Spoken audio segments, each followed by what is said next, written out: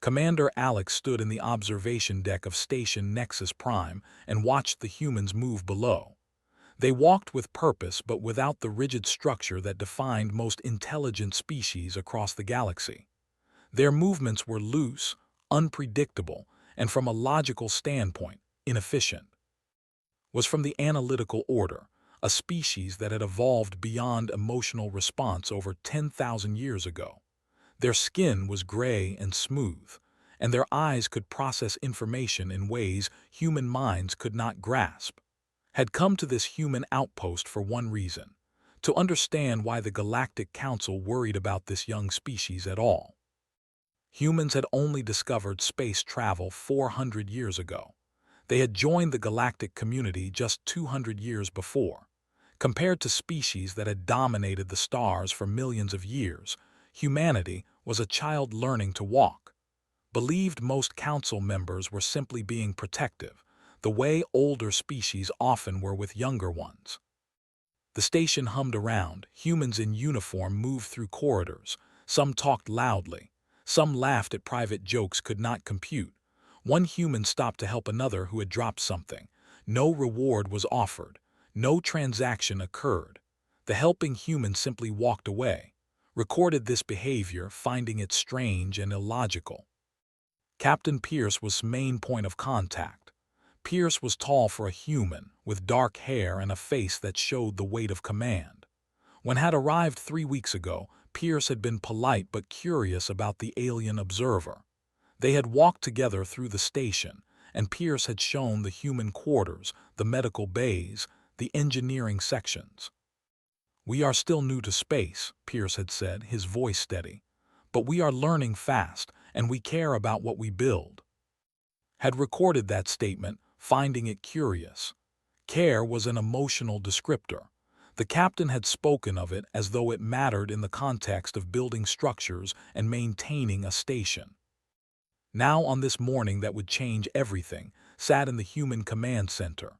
The room was circular, with screens showing information about the sector surrounding the station. Captain Pierce sat in the central chair, reviewing reports with his officers. Officer Victoria Grant stood beside him, a woman with sharp eyes and sharper instincts. The alert came without warning. A red signature appeared on the far edge of the scan array, then another, then more. Within seconds, the entire edge of the screen filled with red symbols indicating incoming ships. "Contact," a young ensign called out. His voice did not shake. "Multiple contacts bearing 315 Mark 7. They are accelerating toward the station." Pierce stood. His hand moved to the communication device on his wrist. "Sound general quarters. All hands to battle stations." The station's alarm system came to life. The sound was different from the ordered notification systems people used. It was urgent and rough, almost alive with warning. Humans rushed through the corridors. Some went to defensive positions. Others moved toward evacuation points. Should have left. The Galactic Council's protocol for observers during hostile situations was clear: retreat to a safe location or request extraction. Made the call to stay instead. "Captain, I am requesting permission to observe from the command center," said. Pierce turned, and for a moment his eyes held something could not name. Not fear, not anger, something between them. "You understand what is happening?" The Hid Empire said. It was not a question. The Hid were known to be aggressive and to respect only strength. "They are attacking." "Yes," Pierce said, "and we need to stop them." Watched the captain's face as he issued orders. The humans around him moved quickly. Defensive systems came online. The station's weapons began charging. Victoria Grant pulled up more information about the incoming fleet. "Sir, we have a preliminary count," Grant said. 42 capital ships, at least 60 smaller attack vessels. They are breaking formation into 2 wings. 42. The station had defensive batteries but no capital ships of its own. The human outpost was a trading and diplomatic center, not a military fortress. Pierce's jaw tightened, but he did not show fear. "How long until they are in firing range?" Pierce asked. 18 minutes, Grant said. Send the evacuation order to all non-combat personnel. Get them into the ships. Priority goes to children and medical staff, Pierce said. Then he turned to another officer. Divert power to shields and weapons. Cut life support in non-essential areas if you need to. The officers moved with efficiency that found surprising. Each human knew their role. Each one worked as though they were part of something larger than themselves, had expected panic. Instead, there was purpose. A door opened, and Dr. Lisa Warner entered. She was the station's chief medical officer, a woman in her middle years with steady hands and steady eyes. She had worked with humans for longer than had. Captain Medical is ready, she said. We have triage stations set up. Evacuation ships are being loaded. Good, Pierce said. Get the civilian children off this station first, Lisa. No arguments. Children go before anyone else. Warner nodded. She understood what Pierce was not saying directly. He expected casualties. He expected this to be bad, and his first thought was for the children who could not defend themselves. Watched Pierce move through the command center as the incoming fleet drew closer. The captain made decisions quickly. His officers trusted him completely, could see it in how they responded without questioning. Pierce was not the strongest or the fastest, but his people would follow him into anything because they believed he cared about them. The first warning shot from the HID fleet lit up the sensor screens. It missed the station, but not by much. Return fire, Pierce ordered. The station's defense batteries came alive. Brilliant light filled the observation screens as weapons discharged. One of the incoming HID ships exploded. Then another was hit and began to fall toward the station's orbit. But for every HID ship destroyed, 2 more came forward. The battle was not going to be won. Could see the mathematics of it clearly. The humans could not win.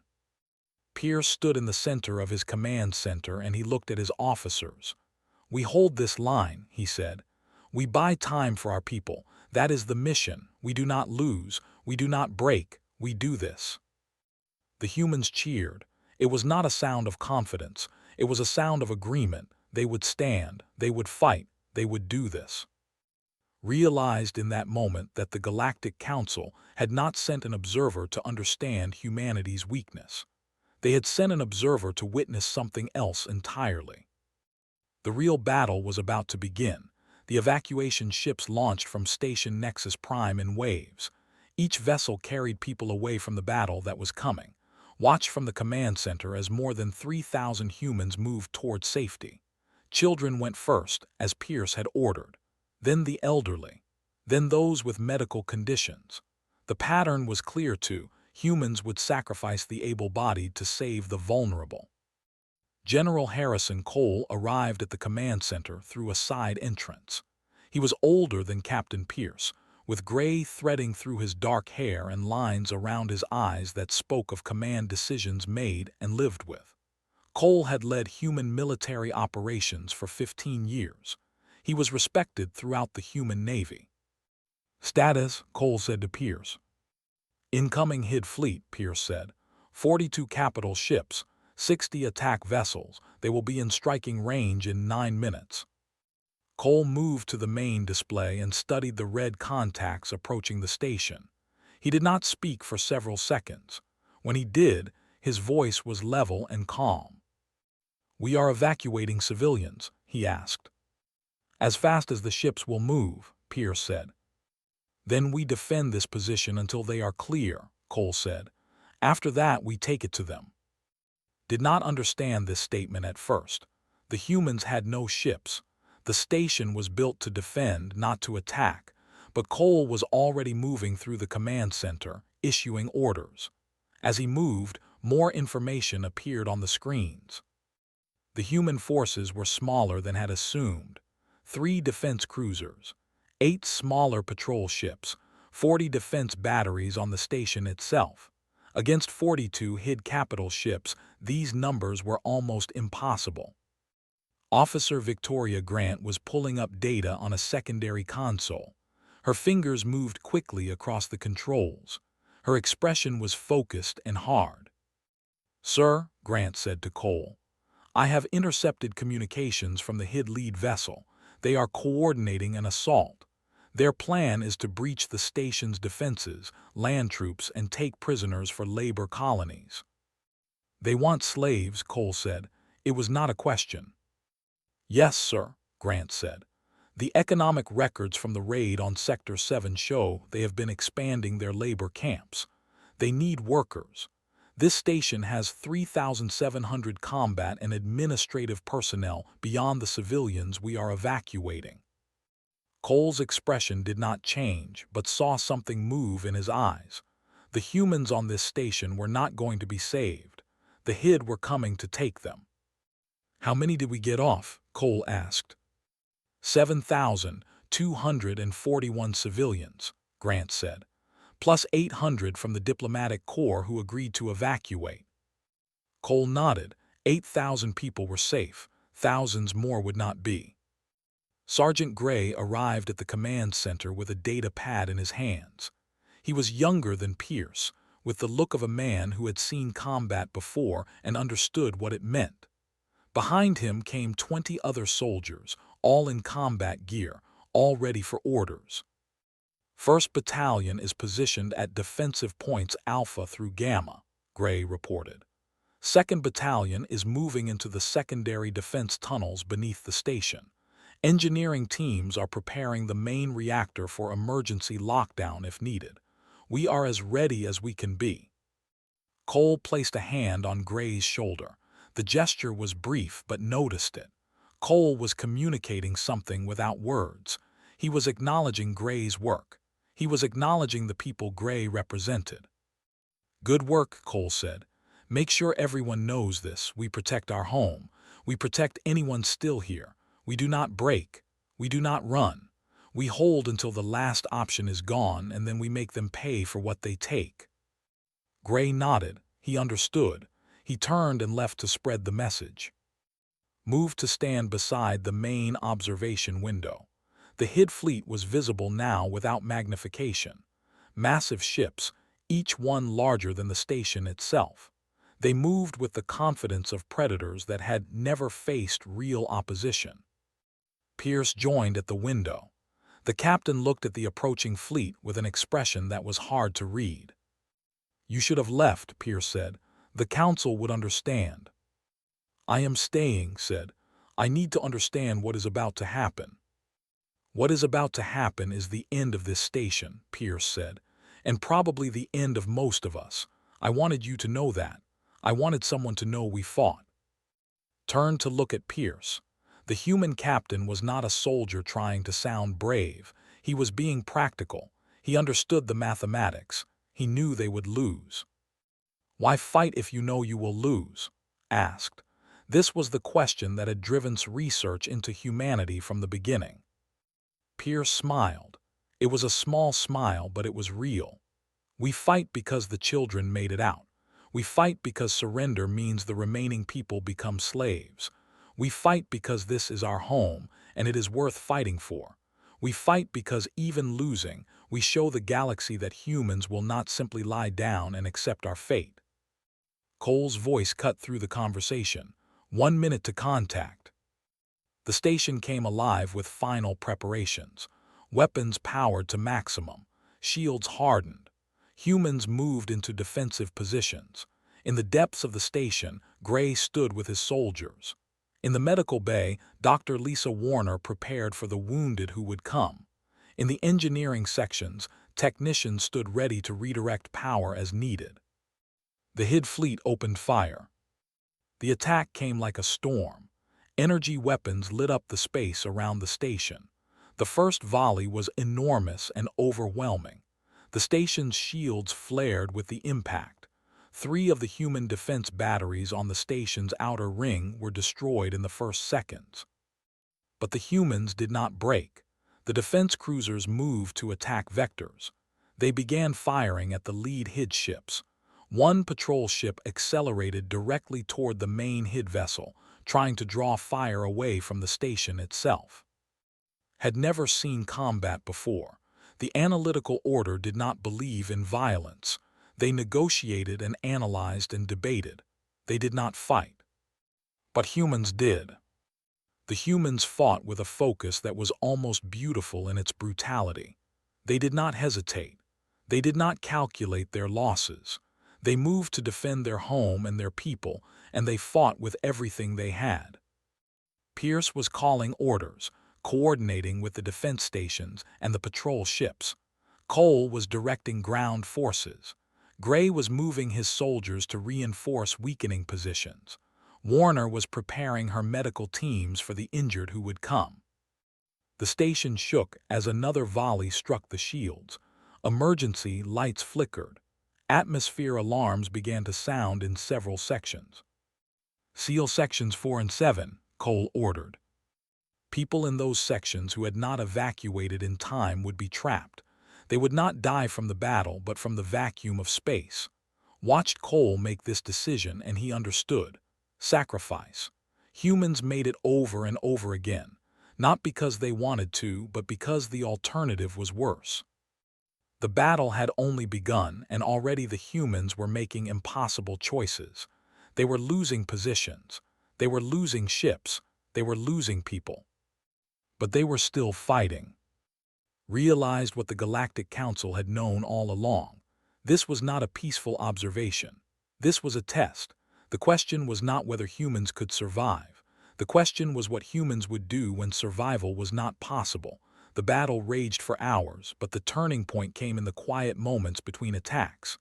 Captain Pierce stood in the command center, watching the screens show the HID repositioning for another assault. His face was streaked with sweat. His uniform was torn at the shoulder where flying debris had caught him. He looked at the personnel still in the station and understood that most of them would not leave this place alive. Pierce opened a channel to all the remaining humans in the station. His voice would reach the soldiers in the trenches, the engineers in the reactor room, the medical teams, and everyone in between. "Listen to me," Pierce said. His voice was steady. "We knew this moment might come. We are facing an enemy we cannot defeat, but defeat is not the same as failure. We are not fighting to win. We are fighting to protect the people we love who are now safe. We are fighting to show the galaxy that humans do not break. We are fighting because it matters." Watch the humans as they heard these words. Some of them were young, barely past their first combat deployment. Some of them were older, veterans who had fought in smaller skirmishes before. All of them were afraid. Could see it in how they gripped their weapons. Could see it in how they steadied their breathing. But they did not run.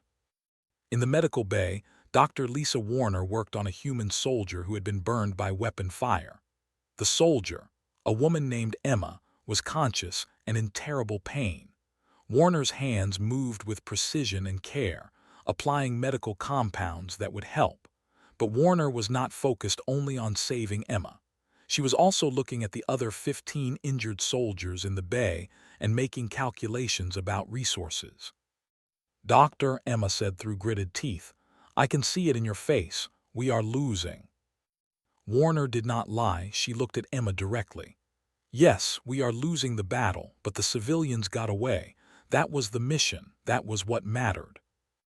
"Will I see home again?" Emma asked. "I do not know," Warner said, "but your family knows you fought for them. That will have to be enough." Emma nodded. She understood. The focus was not on whether they would survive. The focus was on whether they would matter. In the lower sections of the station, Sergeant Gray stood with his soldiers in a defensive trench. The HID had managed to land troops, and the ground battle was becoming brutal and immediate. Gray had lost 4 soldiers already. More were wounded and being rotated to the medical bay when they could be spared.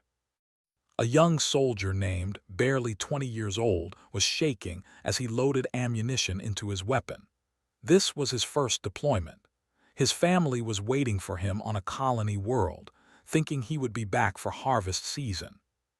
"Sarge," said, "what happens if we do not hold this position?" "Then the HID take more of the station," Gray said simply. "But they will have to pay for every meter they take. Every second they spend fighting us is a second our people get further away. Every hid soldier we kill is one that will not be capturing anyone else." "That does not sound like winning," said. "It is not," Gray said, "but it is what we have, and it matters." The hid came at them in the next wave, and the soldiers opened fire. The battle in the trenches was not clean or distant. It was close and terrible and real. Fired his weapon until the magazine was empty, and then he loaded another. Beside him, Gray did the same. Around them, other humans held the line because that was what they had decided to do. General Harrison Cole stood in the command center and reviewed the tactical display. He had been a soldier for 40 years. He had fought in 6 different conflicts. He had lost friends and soldiers under his command. He understood the weight of command because he carried it every day. Cole opened a private communication channel to Captain Pierce. "We can order a complete retreat from the lower sections. We can consolidate our defensive position around the upper levels. It would buy us more time." Pierce considered this. It would mean abandoning the lower sections to the hid. It would mean the enemy would be inside the station, closer to the remaining humans. It would mean sacrifice. "Order it," Pierce said, "but make sure everyone gets out. No one is left behind." Cole gave the order, and the humans in the lower sections began their withdrawal. It was not panic. It was not chaos. It was an organized retreat where soldiers covered each other's movements and made sure no one was abandoned. That was what humans did. They did not leave their own behind. Watched all of this from the command center. Had studied hundreds of species across the galaxy. The analytical order that had created was only one of thousands, and in all that study had found that most species fought to survive. But humans fought for something else. They fought for meaning. They fought for purpose. They fought so that others could live. They fought so that their sacrifice would matter. The hid were winning the battle, but the humans were winning something else. They were winning their own story. They were deciding that even in defeat, they would not be victims. Pierce looked at across the command center. "You still here, observer, still documenting?" "Yes," said, "I am still documenting." "Then make sure you tell them," Pierce said. "Tell the Galactic Council that we fought. Tell them we lost people we cared about. Tell them the hid took this station.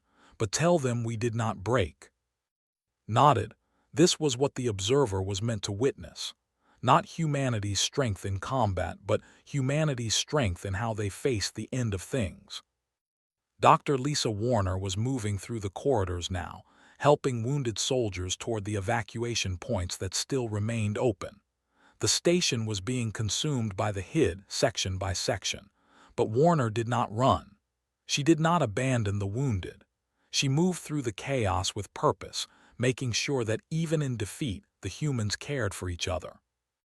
In the engineering section, the technicians prepared the main reactor for containment. If the hid reached this point, if they threatened the core, the engineers would activate the containment protocol. It would destroy the reactor. It would kill everyone in the immediate area, but it would prevent the hid from using the station's technology. These humans made that choice, not because they had to, but because it was right. Cole was on his way to the final defensive positions. Pierce was preparing to make a stand he knew they would not survive. Gray was gathering his remaining soldiers for a counterassault that would not succeed but would buy more time. Warner was caring for the wounded with the same dedication she had given them in peace. Understood now why the stars feared humanity. It was not because humans were the strongest or the fastest or the most advanced. It was because humans would choose what mattered over what was safe. They would choose purpose over survival. They would choose to matter even if it cost them everything. The hid had taken most of Station Nexus Prime. Their soldiers moved through corridors that had been human spaces. They had achieved what every logical analysis said they would achieve. The numbers were clear. The human defenses were broken. The station was lost.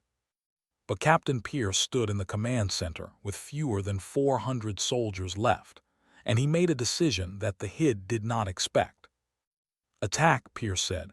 All remaining forces, we go on the offensive." General Cole did not question this. Officer Grant did not hesitate. The command spread through the station like fire. The humans who were losing a defensive battle suddenly became something else entirely. Sergeant Gray led 200 soldiers in an assault through the station's central corridor. They moved with purpose and speed, engaging every hid position they found. The humans did not have superior numbers. They did not have better weapons, but they moved with the coordination of people who had trained together, fought together, and trusted each other completely. The HID had expected humans to retreat and consolidate.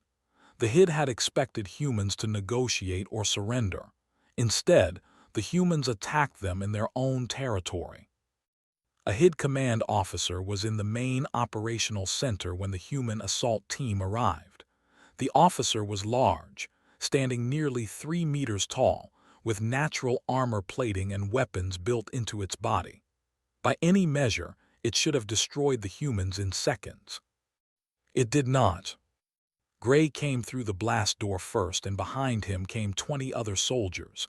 They moved as a unit. When one position weakened, others covered. When the HID commander fired, the humans scattered and returned fire from multiple angles. They did not fight individually. They fought as one organism with one purpose. The HID commander fell, and the humans moved on.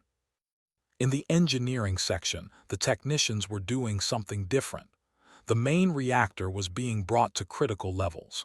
One of the engineers, a man named Daniel, understood what this meant. It meant the reactor would explode. It meant anyone near it would die. It meant the station would be destroyed. But it also meant the HID would not be able to use the station's technology. The HID would not be able to access the systems or the research or the knowledge stored here. Daniel made the call to activate the containment protocol. His hands moved across the controls, and the reactor's output began to surge. Around him, alarms screamed. The station's structural integrity began to fail. But the HID could not have the station. Captain Pierce was coordinating from the command center, even as the HID breached the outer doors. He was making decisions in seconds that would have taken other species hours to consider. He was sending humans to positions where they would likely die. He was ordering attacks that would not succeed. He was fighting a battle he could not win. But he was making sure his people hurt the HID as much as possible in the process. Officer Victoria Grant had taken a plasma burn across her left side, but she remained at her station. She was sending data to the remaining human ships in orbit.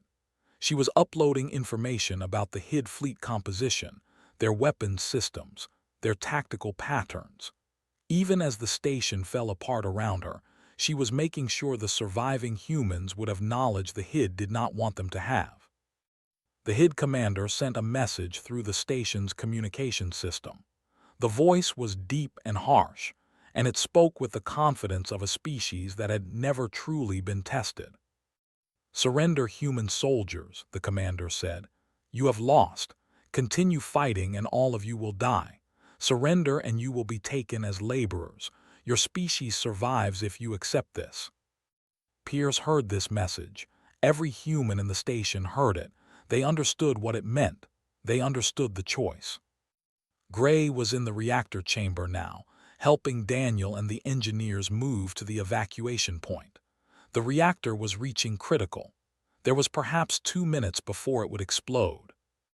"Go," Daniel said to the engineers. "Get out of here. I will finish the sequence." "You will be too close when it happens," one of the younger engineers said. "I know," Daniel said. "That is the point. One of us needs to stay and make sure it actually happens. That is my job." The engineers left. They did not want to leave Daniel, but they understood. They understood what sacrifice meant because they were humans and humans understood sacrifice. Gray waited until the engineers were moving toward the evacuation route, and then he followed. Behind him, Daniel stayed at the control panel, alone, making sure the reactor did exactly what it needed to do. In the final moments of the station's integrity, Captain Pierce received a message from General Cole. Cole was in one of the forward positions, surrounded by HID troops. He was running out of ammunition. He was running out of time. "Pierce," Cole said, "this is as far as we can hold. Order the evacuation of all remaining personnel. Get them off this station." "We are pulling back," Pierce said. "Get to the evacuation bay. That is an order." "Understood," Cole said. Then the communication died. Pierce did not know if Cole had made it to the evacuation bay. He did not know if his general was alive or dead. He knew only that Cole had held long enough. Cole had bought enough time. Cole had done his job. The humans in the station moved toward the evacuation routes. They did not run in panic. They moved with order. They helped the wounded. They helped those who were too tired to move. They made sure no one was left behind. Pierce was the last human to leave the command center. As he moved through the corridors, he could feel the station dying around him. The HID were moving in to take control of the operational center. The reactor was reaching critical. Pierce moved faster. The evacuation ship was waiting. Soldiers were moving aboard. Wounded were being carried up the boarding ramp. Engineers and technicians and medics were getting to safety. Gray was at the ramp, helping people aboard, making sure everyone moved in order. "Captain," Gray said as Pierce approached, "everyone is aboard." "Everyone?" Pierce asked. "Everyone's still alive," Gray said. "The others are coming behind." Pierce moved up the ramp. He was the last soldier to board the evacuation ship. The doors closed behind him. The ship disengaged from the station and began to move away. Behind them, Station Nexus Prime reached critical reactor status. The explosion was enormous. The entire station was consumed in fire and plasma. The HID fleet was caught in the blast. 3 capital ships were destroyed. 5 more were badly damaged. The HID had taken the station, but the humans had made them pay. In the evacuation ship, Pierce stood with his remaining soldiers. He looked at their faces. He saw the burns and the wounds and the exhaustion. He saw the grief of those who had lost friends. He saw the strength of people who had faced the worst thing imaginable and had not broken. "We fought," Pierce said. His voice was quiet, but every human in the ship heard it. "We lost, but we fought. We are still here, and that means something." The ship moved away from the wreckage of the station. The HID were behind them, damaged but still powerful. The battle was lost. The station was destroyed. Many humans had died. But the survivors had chosen to matter. They had chosen to fight. They had chosen to do what was right instead of what was safe. And that choice, understood, was exactly why the stars feared humanity. The evacuation fleet made its way to a neutral station in the next sector. The journey took 3 days.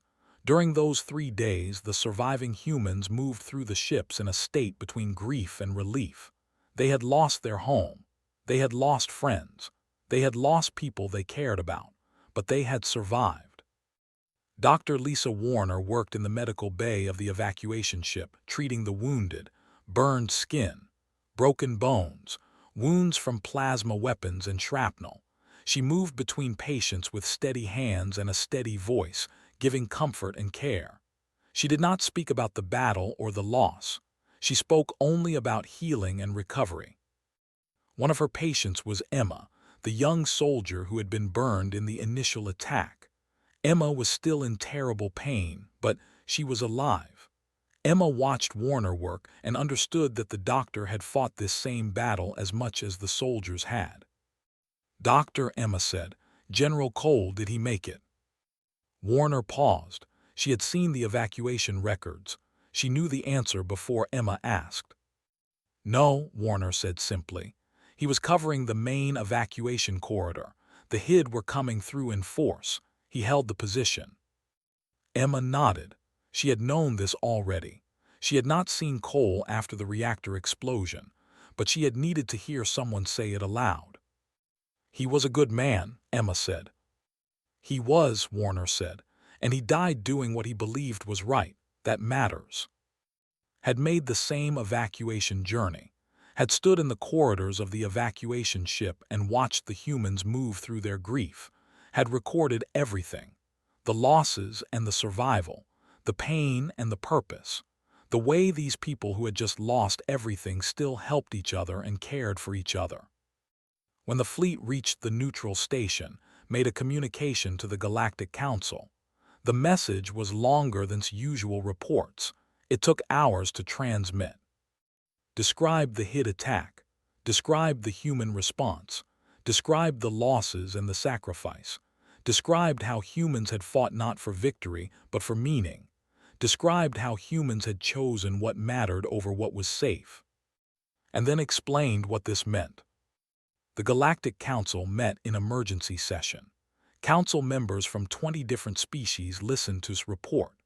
They heard about the human soldiers who had charged into battle against overwhelming odds.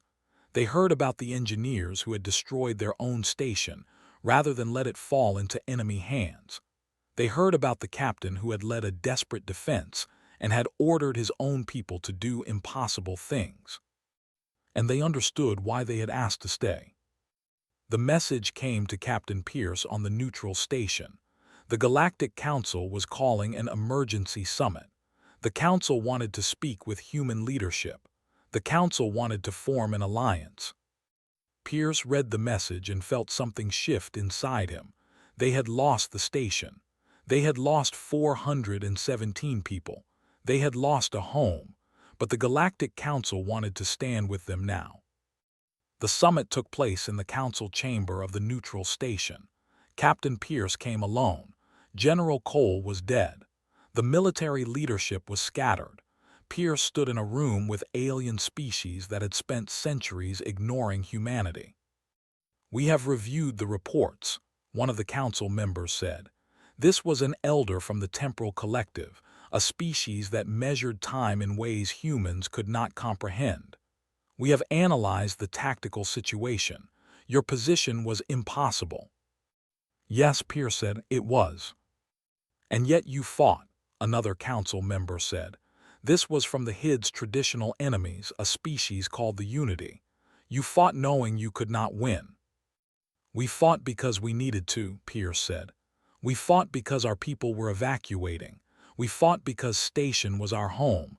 We fought because it was right." The council members looked at each other. They understood something that the younger species in the galaxy often missed. Strength was not measured only in weapons or power. Strength was measured in what you were willing to do for what you believed in. "We will send military aid to human space," the elder said. "We will open trade agreements. We will recognize humanity as full partners in the galactic community." This was decided the moment we understood what happened at Station Nexus Prime. Pierce accepted this alliance, but his mind was still on the people he had lost. Remained on the human outpost that was established after the evacuation. Did not return to the analytical order. Stayed with the humans because needed to understand what had driven the choice to fight. Spoke with Captain Pierce many times in the weeks that followed. Walked with him through the memorial garden where the names of the fallen were inscribed.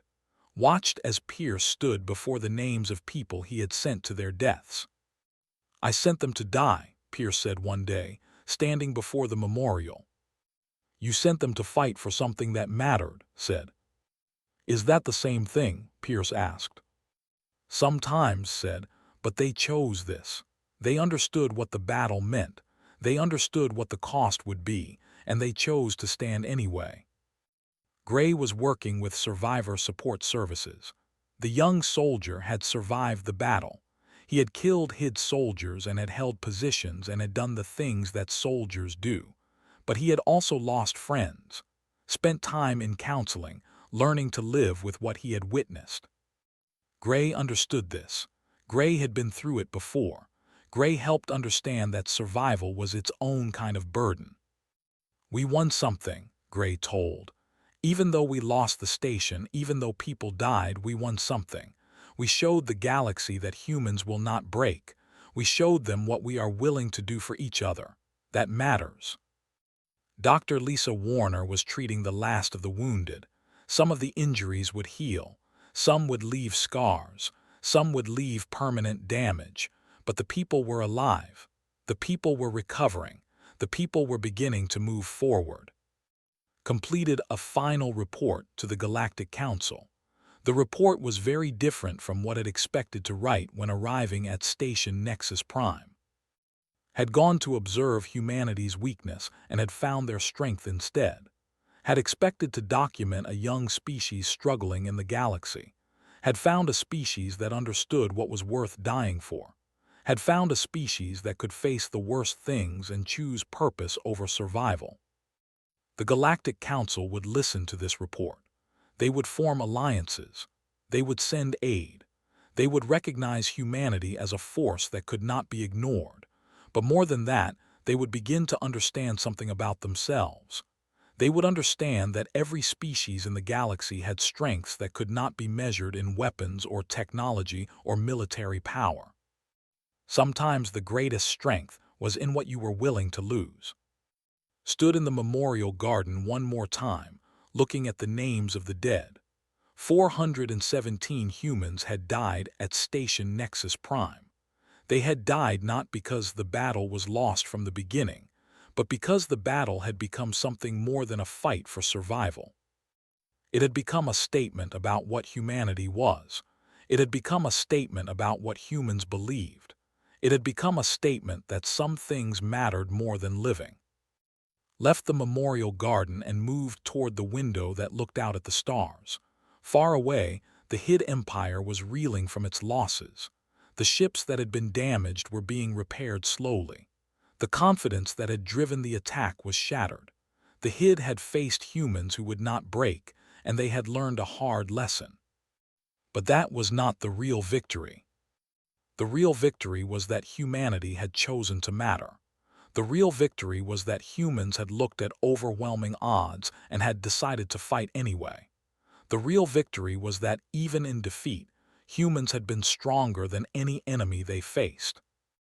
Would carry this understanding back to the analytical order. Would tell them about the humans who had charged into battle. Would tell them about the humans who had died so others could live. Would tell them why the stars feared humanity. Not because humans were the strongest, but because humans would choose what mattered over everything else. Humans would stand.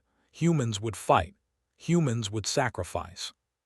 And that, in the end, was the only strength that truly mattered.